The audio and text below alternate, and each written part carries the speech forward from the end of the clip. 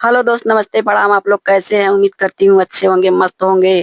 हम आपके सामने एक छोटा सा गाना गाने जा रही हूँ। हमारे गाना को सुनकर बताइए कमेंट में कैसा है कैसा नहीं। और हमारे चैनल को सपोर्ट कीजिए और चैनल को सब्सक्राइब कीजिए, लाइक कीजिए, शेयर कीजिए।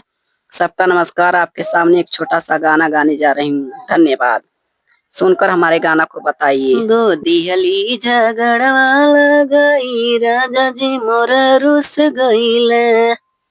घर से निकरल सबेरे के गोइल, बोलम जी मोर नाइल।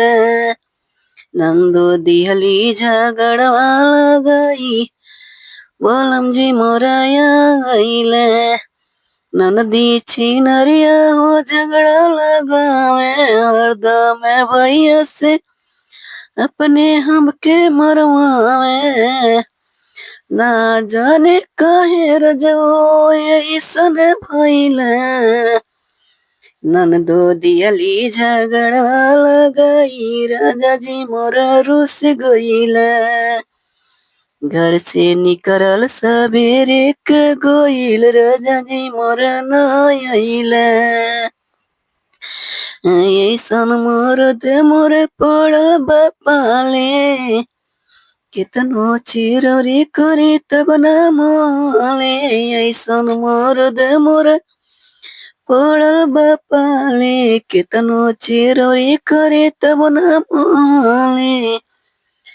लिके अलग बिछौना उते सत गईले। ननदो दियली झगड़ा लगाई, राजा जी मोर रुस गईले। घर से निकरल सबेरे के गोइल, राजा जी मोर नाइल। नंदो दिहली झगड़ा लगाई, राजा जी मोर नाइल। घर से निकरल सबेरे के गोइल, राजा जी मोर नाइल।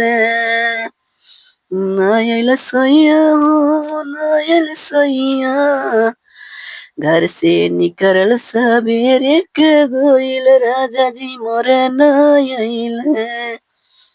नंदो दिहली झगड़ा लगई, राजा जी मोर रुस गइल।